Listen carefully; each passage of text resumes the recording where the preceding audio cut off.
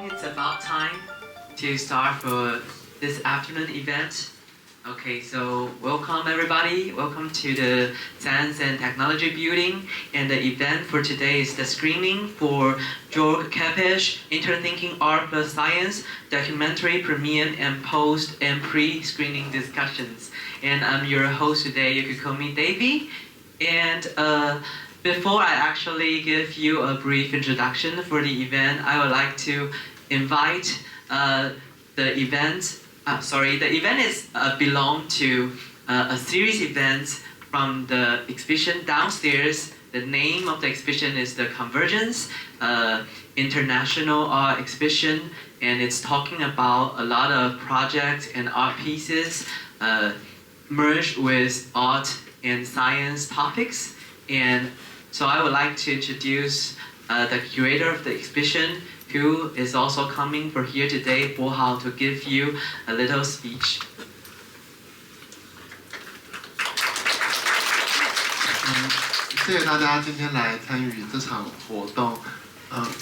And thanks to Thomas and the director Márton. 那我先用中文开场，就是这一场活动，是刚才大伟有提到，是楼下展览的整个活动的一部分。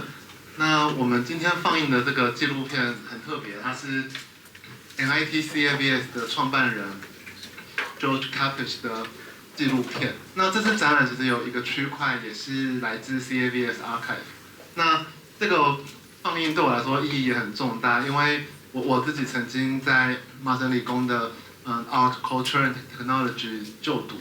那这个 CAVS 就是这个 ACT 的前身，那它也算是Media Lab 的前身，所以我自己就是也从这个资料 CAVS 的 Archive 里面就是学习到很多相关的知识跟获得很多启发。那也是因为这样就决定说有这个机会把这个纪录片带来台湾，然后还上了中文字幕。那大家有什么不管是对 Kepes 的问题，还是对这个 CAVS 的问题，也可以跟今天专门来现场的讲者，跟等一下导演映后座谈可以提问和交流。那如果还没看展的话，也欢迎活动结束可以在下面看看这个展览。那这也是我们系列公众活动的最后一场，就是很谢谢大家今天来。那再来时间我就再交还给大伟。好，谢谢博豪。Okay, so before actually entering the event, I would like to give a short introduction for the film itself.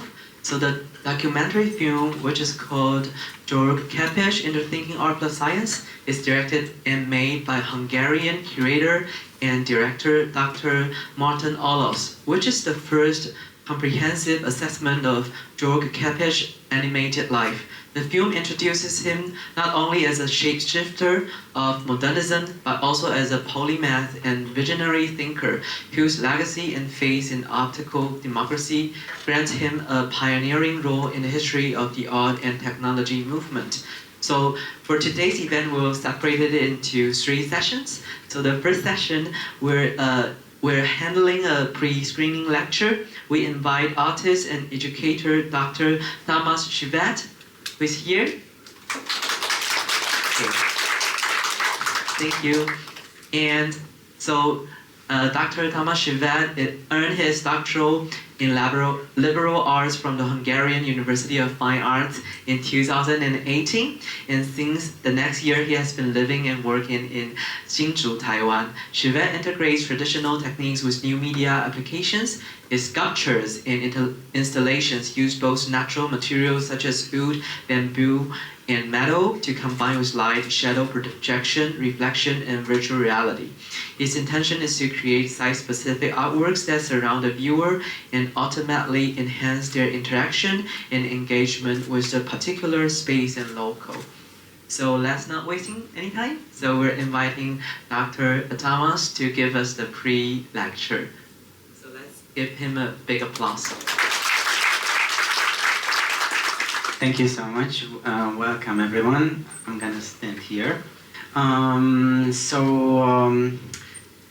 I have the privilege to introduce you György Kepes, who is a Hungarian artist, and he inspired generations afterwards, and I'm one of the artists whom he inspired very much. I'm from Hungary, and I educated in the Netherlands. My focus on Kepes was relatively short. It concluded 5 years during my doctoral studies, which included time spent in the Bauhaus archive in Berlin. And I exhibited my research as an interactive exhibition where I displayed some of Kepes and other Hungarian artists' artworks which used light as a medium, but due to that they are no longer exist. Therefore, in the exhibition, the visitors needed to go into the dark museum with the flashlights in their hand, and they became a researcher. And it was more like an event where people can celebrate the impact of artists who inspired many other artists in the topic of science and art. I also like to mention that I'm here as in behalf of the International Kepes Society, which esteemed group is actually relatively old. It just celebrated the 30 years anniversary, and it's a group of artists and scientists whom are dedicated to organize events, exhibitions, lectures, and preserving and promoting the legacy of György Kepes. My aim today is to give you a basic information about the artist and provide you some information which will help you during the screening. My lecture is going to be very short. I'm going to introduce some of Kepes' artworks, achievements, showcasing some of his publications, and most of the philosophy you will be able to hear it in the documentary. So Kepes György was a Hungarian-born painter, photographer, designer, educator, and a theorist who made a significant contribution to visual art and design. And he started his career in Budapest, where he got deeply inspired by avant-garde movements.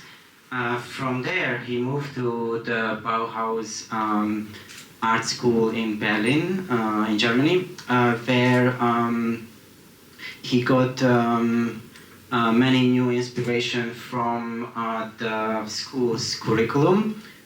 So his early works were very much influenced by the Bauhaus emphasis on integration of art, science, and society. The Bauhaus School is founded by 1919 by the architect Walter Gropius, who was, and the school was a revolutionary school, art and design institute, integrated fine arts, craft, technology, and profoundly influenced the modern architecture and design. Thank you. I will look at you. After immigrating to the US in 1993, Kepes taught design in the new Bauhaus in Chicago. This school exists until today, but it changed names several times. Kepes contributed significantly to the school's curriculum, which you can see it on the left, pretty complex. And he was invited there by another artist as the Bauhaus school had to escape from the difficulty conditions of Europe. And in 1937, in the same years when Kepes invited to be a teacher, the new Bauhaus school is established by another Hungarian artist, whom I like to say a few words about. László Moholy Nagy was one of the founder of the new Bauhaus in Chicago, and he's also a Hungarian-born and a prominent painter, photographer, and kinetic artist. And he invited Kepes to be a teacher in the new Bauhaus, but he was also a mentor for him, and in the beginning he was also his teacher. In 1944, Kepes György published an influential book called Language of Vision. This book outlines the theory of visual communication and design. It became widely used and popular as a seminar book and still widely studied until today. The book explores the idea that visual language is a universal mode of communication, transcending linguistic and cultural boundaries. The book draws heavily on the human perception organizing visual information. Kepes integrates scientific insight with artistic practice, promoting a holistic understanding of the visual design. He discussed the relationship between form and function and the way in which design can influence human behavior and thoughts. Among Kepes György's many publications, I would like to also highlight another book titled The New Landscape in Art and Science. For its in-depth exploration of a synergetic relationship between art, science, and technology. Kepes argues that advancement in scientific knowledge and technological innovation are fundamentally reshaping the visual art. He explores how scientists' concepts influence artists and encourage artists to adopt new methods and perspectives. The book emphasized the shared creative process and aesthetic values between the field, suggesting that both artists and scientists contribute deeply to the understanding of the world. I like to show some photography artworks from Kepes. Kepes viewed photography not just as a means of representation, but as a tool for visual education and communication. Many of these photographs were taken without a camera by using techniques such as photogram and solarization to explore abstract and structural elements of visual composition. In 1946, Kepes joined the Massachusetts Institute of Technology, where he founded the Center for Advanced Visual Studies in 1967. The center became a hub of interdisciplinary collaboration between artists, scientists, and technologists. Now I would like to show some of Kepes' light artwork. He interested in light as a medium and created many from small to large-scale installations. He viewed light as a fundamental medium in his work, emphasizing the significance of shaping perception and communication. He believed that light could be used to transform and enhance visual experience, creating a dynamic interplay between form, shape, and colors. These works were not only groundbreaking in their time, but they using light to transform space and perception, and they helped establish him as a key figure in light art movements. At the Center of Visual Studies, as a Center for Advanced Visual Studies, Kepes promoted collaboration between different fields, artists, scientists, and technologists, and fostering an environment for innovative and experimental projects. He is well known from his collaboration across various fields. Apart from his work in visual art, he collaborated extensively with architects, designers, and engineers. His work often bridged visual art with other creative fields, such as music. I'm hoping that in the documentary you will see these artworks in a moving way, because I'm mostly presenting still images. I would like to conclude my short presentation with a quote. Our new tools have brought a new scale of opportunities to interthinking and interseeing, the condition of a truly embracing participatory democracy. Thank you so much for your attention. I extend my heartfelt gratitude to the organizers for inviting me, and for Márton Orosz, who shared many slides with me for my presentation. And let us see the movie together. Thank you, Tamás. Thank you. Okay, so we're entering the second session of actually viewing the whole documentary. And actually in Tamás' slides, there's a lot of selection of the work which can be fully seen like in motion or like in static in all the films. So we could have a big expectations on that. So let's go into the screening part. On the screen, there's the director of the film, Márton Orosz, and I'm doing a short introduction of the director. Dr. Márton Orosz serves as the founding curator of the collection of photography and media arts at the Museum of Fine Arts, Hungarian National Gallery in Budapest.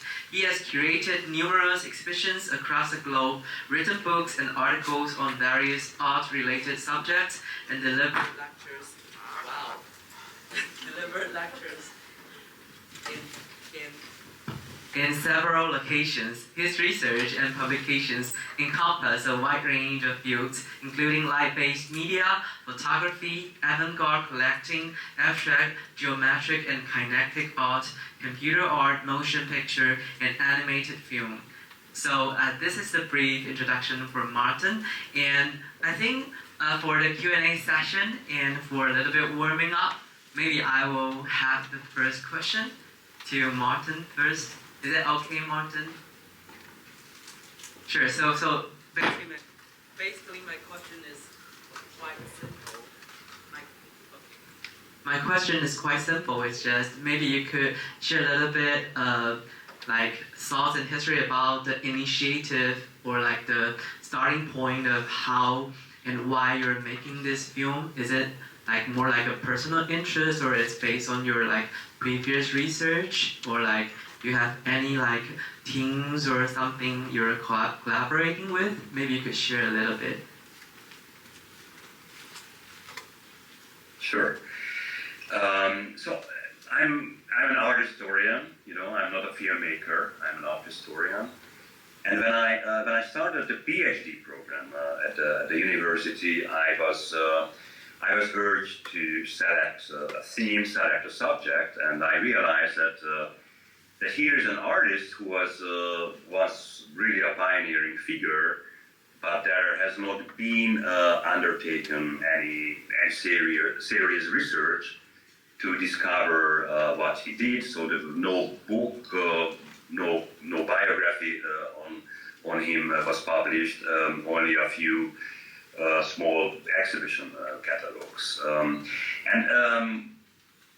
In fact, my father, who was also a visual artist, was a member of the International Kepes Society. So during my childhood, I already, got familiar with the name of Kepes, and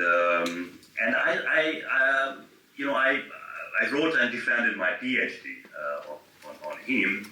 But I realized that a documentary film would be a very interesting format, that we could work the best, to introduce him to the public.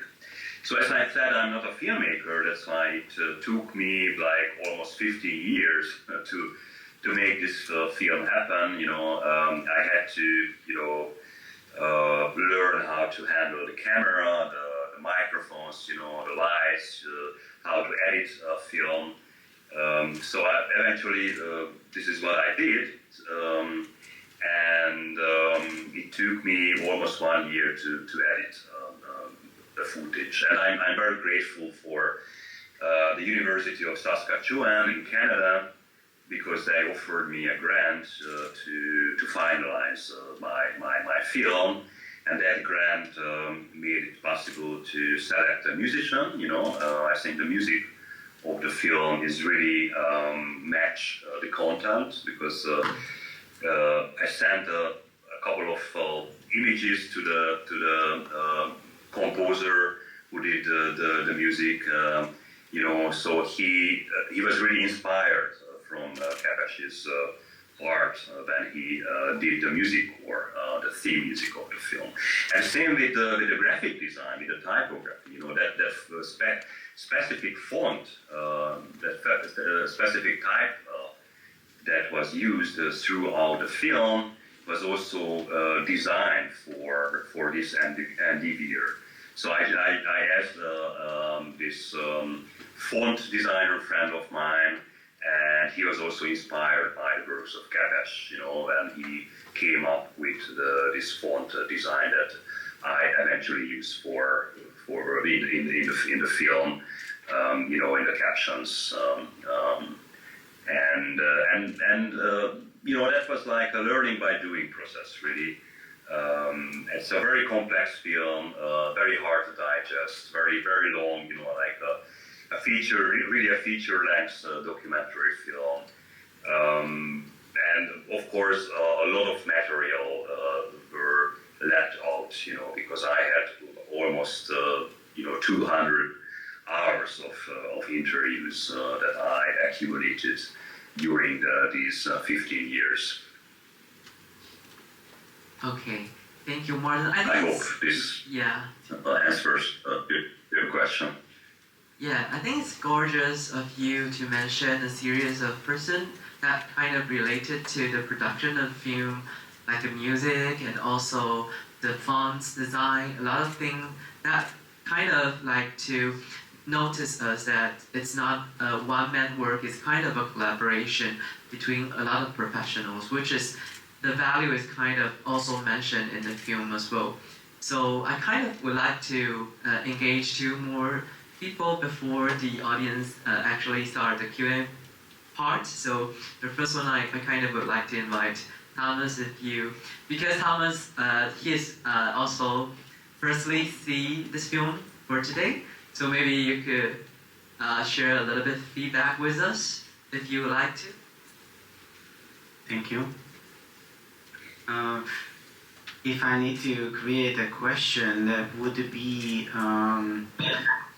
because I count myself a tiny bit younger generation, and I had no chance to meet with Kepes, but I wonder if you have met with Kepes here personally. Have you met with him? Me? Yes. No. I met his family. I met, of course, his daughter and son, who are in my film, and actually the grandson, both of the grandsons of Kepes, they also turned to be visual artists. János Kepes is a sculptor, and Nico Kepes is actually a filmmaker.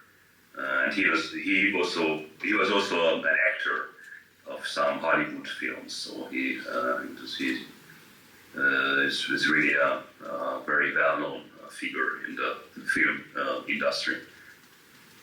Actually, that is the. But during my research, I met so many associates and artists and fellows, of Kepes, mainly from his time of the CIBS, some former CIBS fellows, and also it's really incredible what impact Kepes left, not just the visual art and the media art, new media art of the United States, but also in Asia, So I'm just kind of found out during my research that this very famous, I'm not he's that famous in Taiwan, but as far as I know, he was a very famous architect and also a painter, Chen Chi Quan. I don't know if I'm spelling his name right.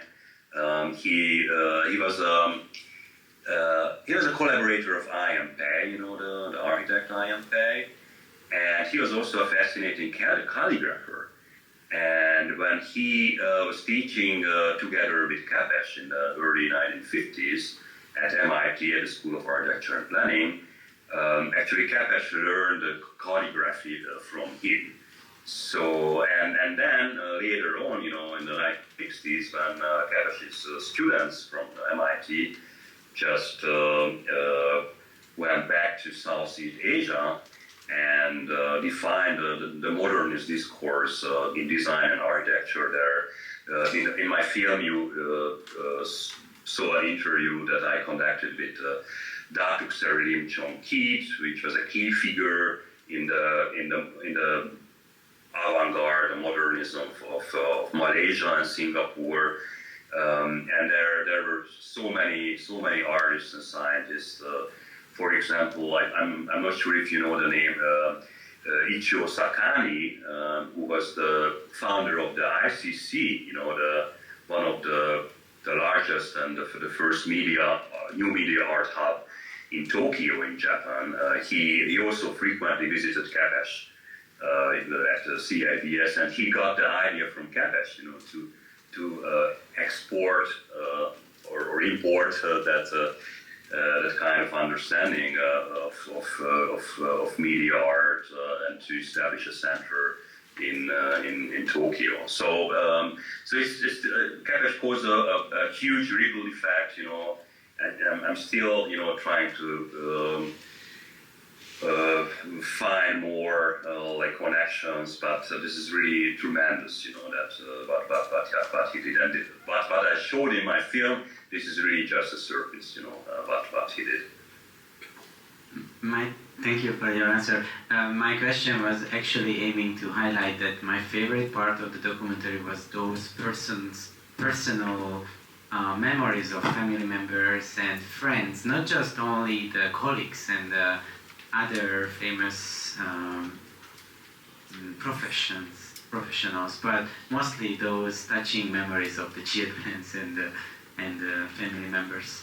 By the way, I can get this opportunity to advertise an International Kepes Society. Is a living organization. If any of artists or scientists wish to join them, it is a possibility.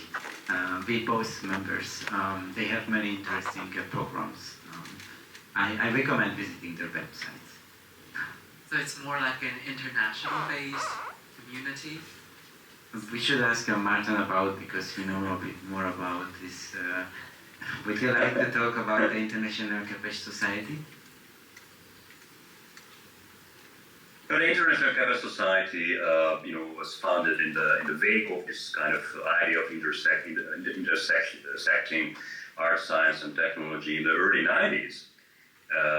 Here in Hungary, that was I think the first kick, to establish the society was a conference, a symposium on light art, because Kepes pioneered in the creative use of light as a new medium, and I believe in 1993 in Eger, which is a city not far from that village where Kepes was born. A museum was opened and dedicated to Kepes, and this museum organized this first symposium, which has a real legacy, because last year we did an anniversary symposium that reflected on the that was the 30th anniversary of the founding of the International Kepes Society. And we had such incredible artists and scientists, participating in these events, like Jeffrey Shaw, from Hong Kong.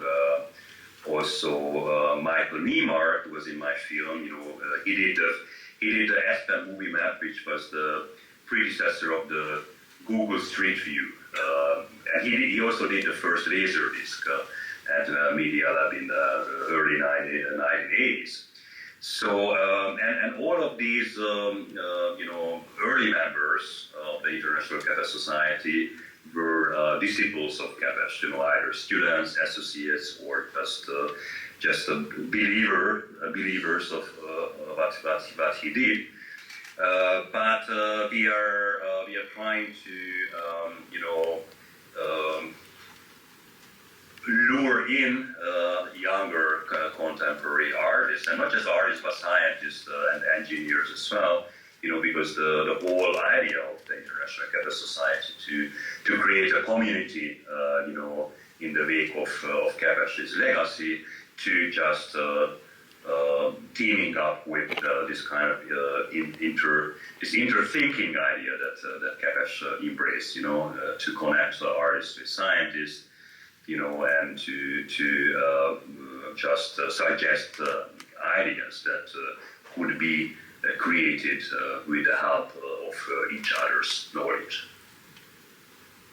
And we don't have any members from that region, from Taiwan or from Asia. So I really encourage you, to look up the International Kepes Society, and you can apply for a member.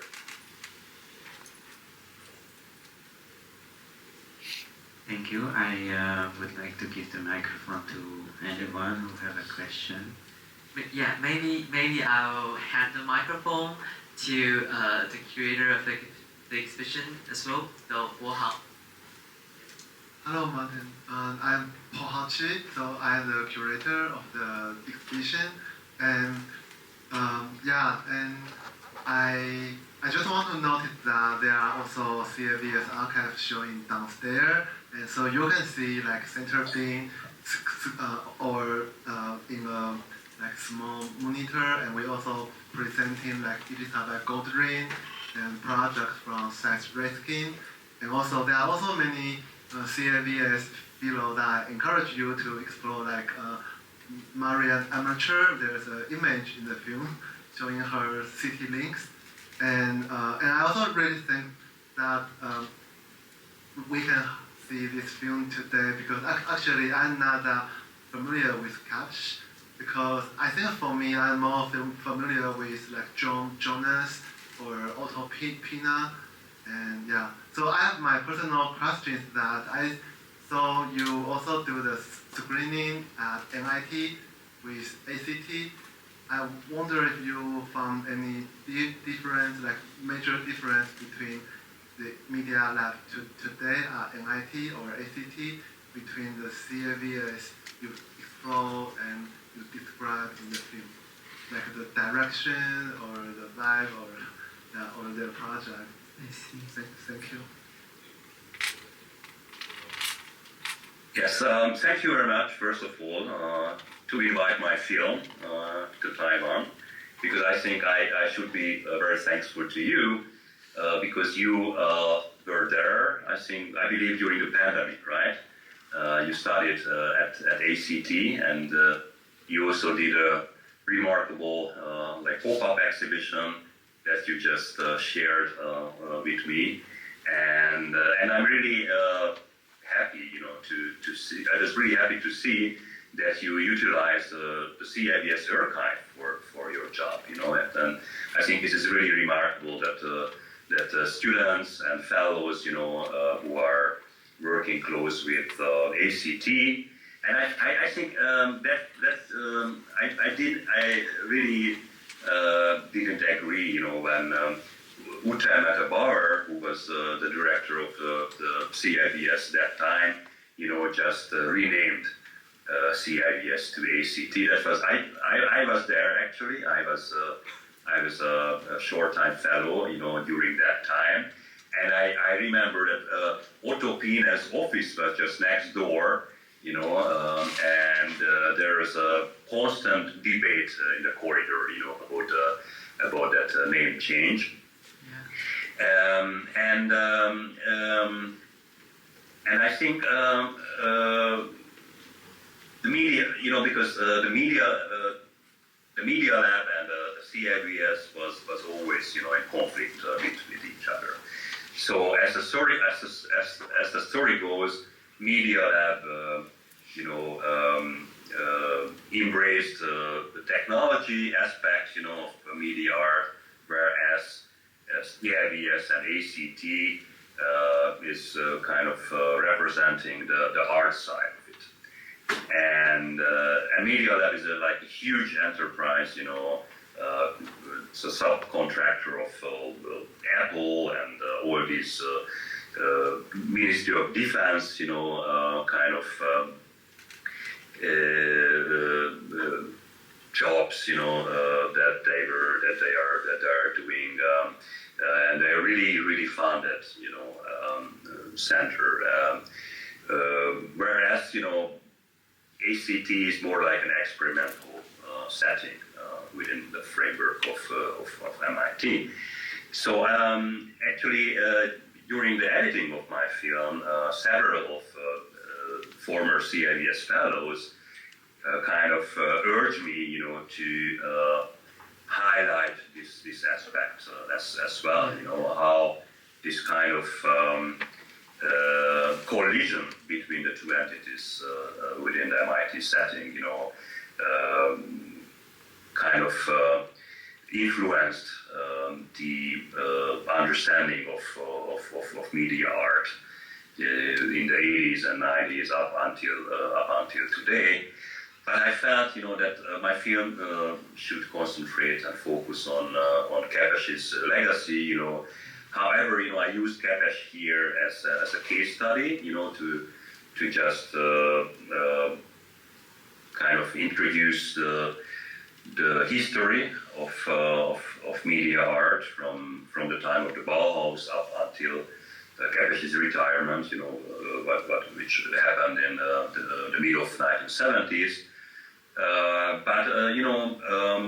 Probably I will just do another documentary film later on, because I have enough footage, enough material, to make that happen on the further development of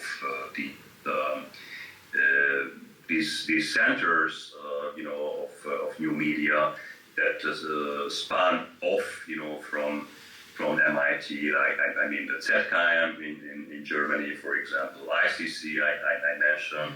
So now today there isn't any serious academic institution without any art and science program, and all these programs goes back, to the program what Kepes did.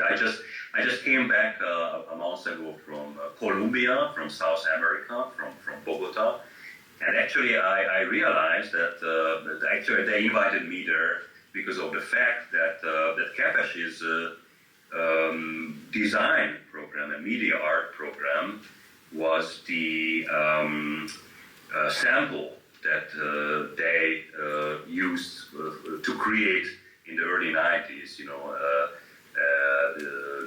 for their own program in Colombia, and they also founded and established a journal that is today the most read design and media art journal in Latin America, that was named after Kepes. So it's Revista Kepes, that's the name of that journal, and still existing. And I was just realized how this whole legacy of Kepes kind of embraced all over the world, really, not just in Asia, but also in South America and in many parts of Europe as well.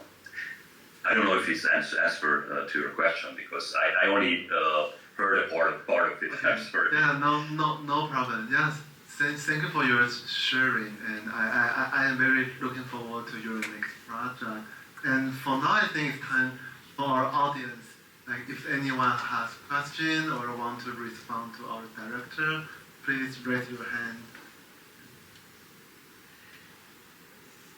Or you could use in Mandarin, 大家可以讲中文, and we could translate it into English to let the director know.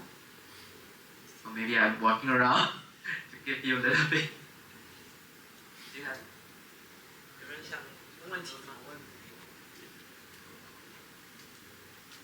？Sorry. 你要等我。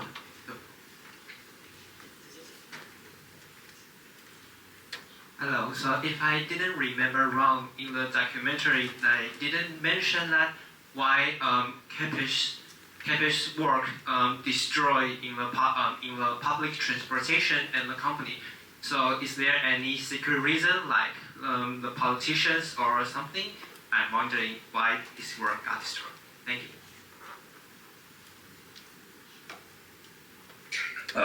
So I understood you well, because the connection is not that right. So you were wondering about why Kepes' public artwork were destroyed? Yes. That was your question? Yeah. Yes. Well, so his most famous indoor kinetic light mural, the KLM mural, that he produced in 1959 in New York at the Saks Fifth Avenue.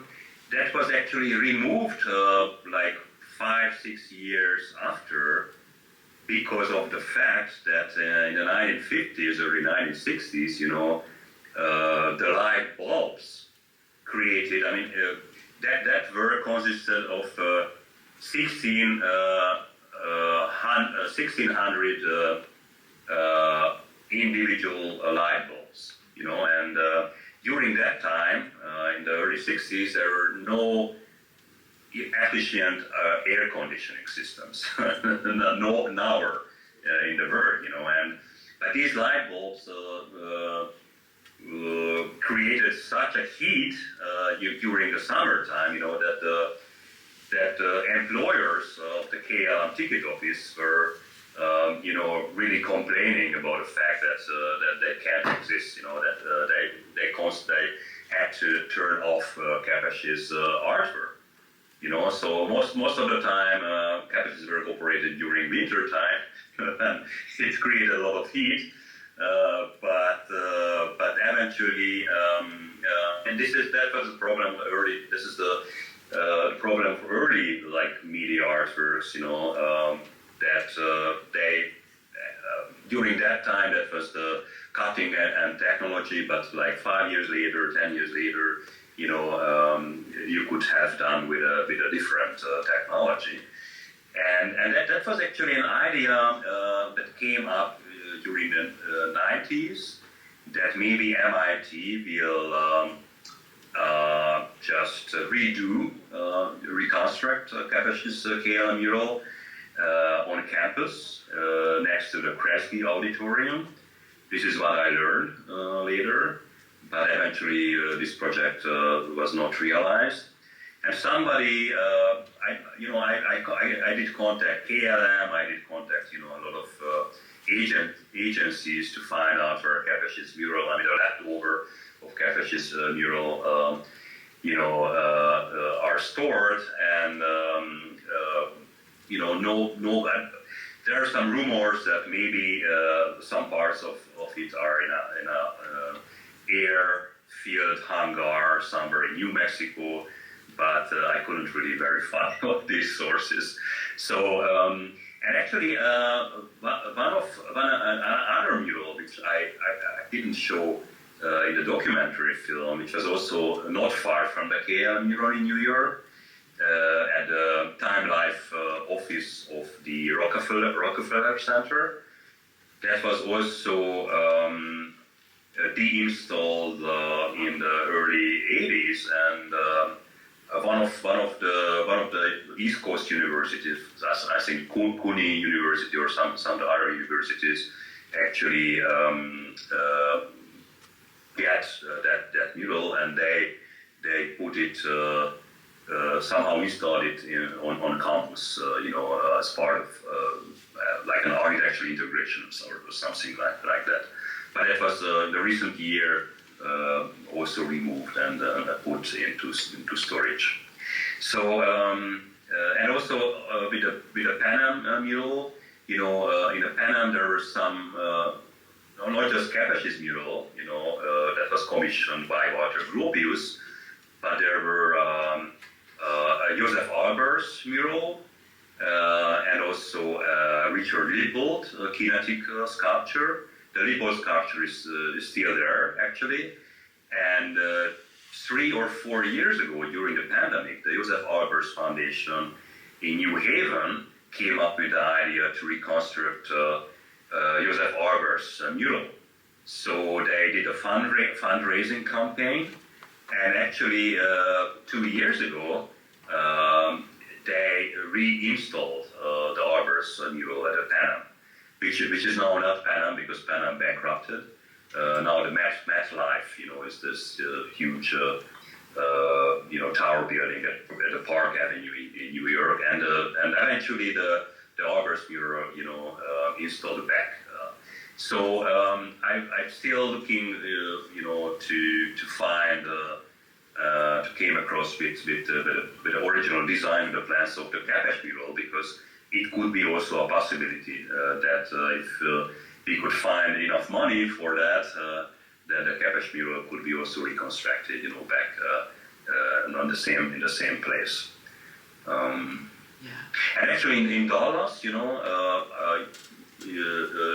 you saw like a sequence of that mosaic decorated facade that was in the downtown area in the Main Street in Dallas, the St. Jude Chapel, and they did very recently.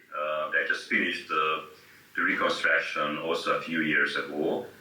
So the Dallas Cultural Heritage Protection Board, or whatever the name is, they actually not redid, but restored Kepes' original mural. So there is a hope that some of the hidden or defunctioned Kepes' public work could be, and also I just forgot to mention you the most incredible one at Harvard Square in Cambridge. The red line on blue sky. That was this cybernetic program, the kinetic mural, which the MBTE, that is the Boston public transportation company, reconstructed with a new LED computer system. So the original one, which was created by Kepes in the 80s, was still analog, mechanical functioning, but they redid it recently, like 5-6 years ago, with the help of digital technology, and it's actually very functional as well, because this works as a beacon for the passengers, to mark when a public bus enters, to the bus station, and so this is also an aesthetically,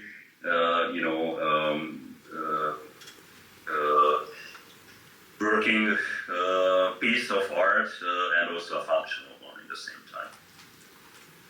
Sure. Okay. So. Any more questions? Yeah, I think because the time is a little bit tight, so maybe could be one more if anybody would grab the chance.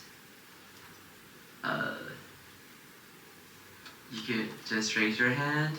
Let me know on that side if any of the audience. Okay, sure.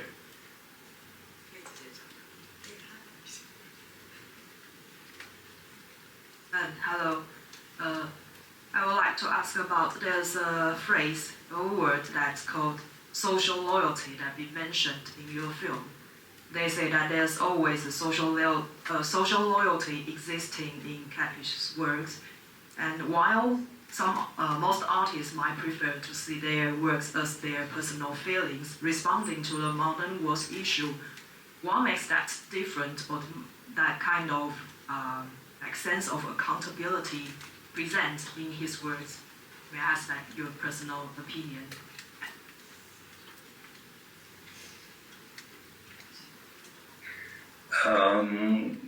Hopefully I understood you. So you were wondering about the cultural loyalty that is represented in Kepes' paintings?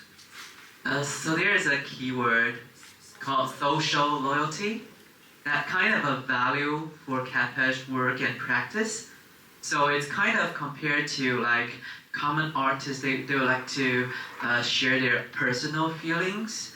So the audience think like Kepes may have more responsibility on like social impact. So she would like to hear from your opinion about like why these kind of social loyalty is that important by Kepes himself.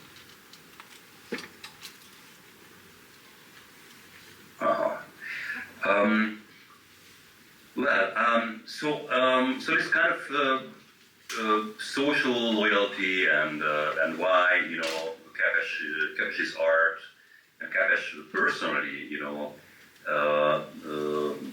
was kind of believed in this in the humanistic aspect of art and that created also a lot of debate during the Vietnam War. You saw a perfect example of that in my film. In the context of the Sao Paulo biennial, where most of the American artists, misunderstood Kepes' aim about how to humanize technology, because that was the peak of the Cold War, and Kepes' understanding, Kepes' idea was to really focus on the social aspect of technology, and very few of the artists he hoped to collaborate with on that project understood Kepes' aims, and I think this whole idea to just focus on the humanity and to save the planet as well, because Kepes was a very early figure of this kind of ecological consciousness idea. His 1971 book, The Arts of Environment, is a very early example, where he tried to show, how artists could be,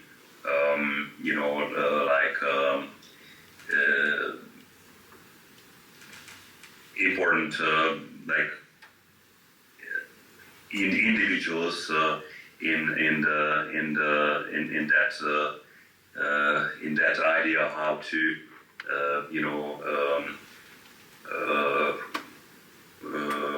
find ways to just save our planet, and I think this whole understanding goes back to Kepes' earlier years in Europe, when he was